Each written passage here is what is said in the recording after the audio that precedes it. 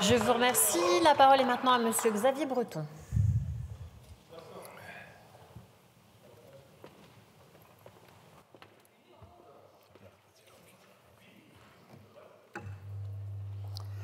Madame la Présidente, Madame la Ministre, Monsieur le rapporteur, permettez-moi avant tout d'exprimer au nom du groupe Les Républicains notre émotion suite à l'attentat qui a coûté la vie à un jeune Allemand et de témoigner aussi tout notre soutien aux forces de l'ordre particulièrement exposées à ces attaques terroristes. Cet après-midi, nous examinons une proposition de résolution déposée par le groupe Renaissance qui vise à défendre les démocraties face aux multiples menaces et tentatives de déstabilisation. De prime abord, nous pourrions nous interroger sur l'opportunité d'un tel débat quand on sait qu'une résolution n'emporte aucun effet juridique et alors que nos concitoyens sont, eux, dans l'attente de résultats concrets pour leur sécurité, leur pouvoir d'achat ou encore leur environnement. Et pourtant, le groupe Les Républicains accueille avec intérêt ce débat car pour nous, prendre du temps pour la démocratie est toujours opportun et bienvenu.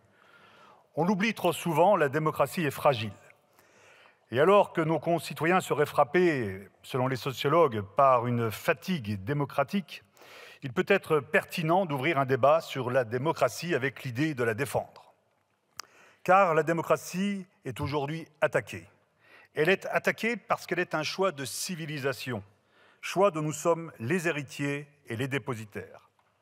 Mais cette proposition de résolution est-elle le bon instrument pour défendre la démocratie ? Notre groupe ne le pense pas, et pour plusieurs raisons. En premier lieu, à vouloir établir une liste des pays dans lesquels la démocratie est menacée gravement, on risque des oublis, qui peuvent conduire à une indignation sélective. Comment en effet ne pas citer expressément le Liban dans cette proposition de résolution, notre pays ami profondément déstabilisé?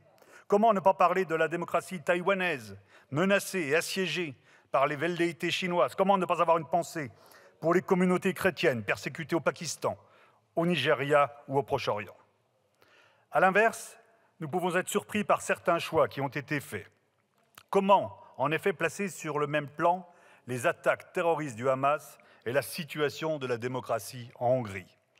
Plus encore, nous pouvons nous inquiéter du procès politique qui est sous-jacent.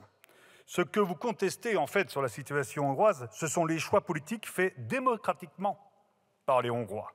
Or, comme le disait justement François-Xavier Bellamy à la tribune du Parlement européen, je le cite, « Nous n'avons pas à imposer à une démocratie l'orientation qu'elle doit prendre. » On peut se demander si pour vous n'est démocratique que ce qui va dans le sens de vos opinions.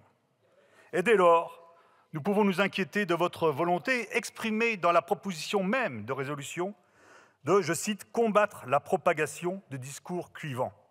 Est-ce vous qui allez définir ce qui est clivant et ce qui ne l'est pas? Drôle de conception de la démocratie.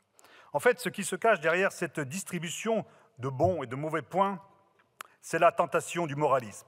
À ce propos, un hebdomadaire titrait cette semaine « Qui écoute encore la France ».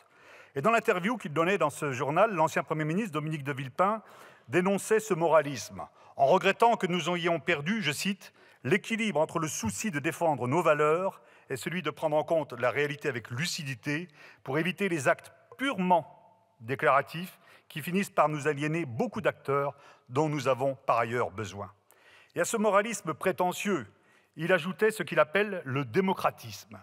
En écrivant, je cite toujours Dominique de Villepin, « Nous défendons bien sûr, à juste titre, une certaine idée de la démocratie, mais ce faisant, nous ne prenons pas suffisamment en compte la multiplication des entorses faites dans nos propres pays. Notre vision, perçue comme idéologique, a du mal à convaincre toute une partie du monde qui se trouve être aujourd'hui majoritaire. Et dans ce domaine, la France n'a de leçons à donner à personne, tant les atteintes aux libertés se sont multipliées sur notre sol depuis quelques années.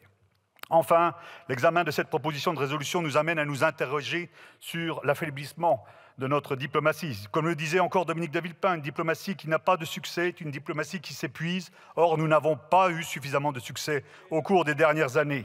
En effet, les maladresses élyséennes, les revirements, les changements de posture au gré des interlocuteurs ont conduit à une série de revers diplomatiques, marginalisation par l'Allemagne dans l'Union européenne, brouille avec le Maroc et l'Algérie, expulsion des pays africains, etc., etc. Notre politique étrangère est aujourd'hui contaminée par le « en même temps », ce qui lui ôte toute lisibilité et toute efficacité. Dans ce contexte, nous devrions avoir deux priorités pour notre pays. 1. Lui redonner une ligne diplomatique claire.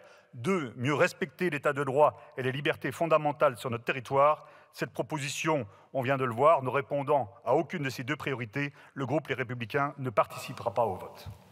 Je vous remercie. La parole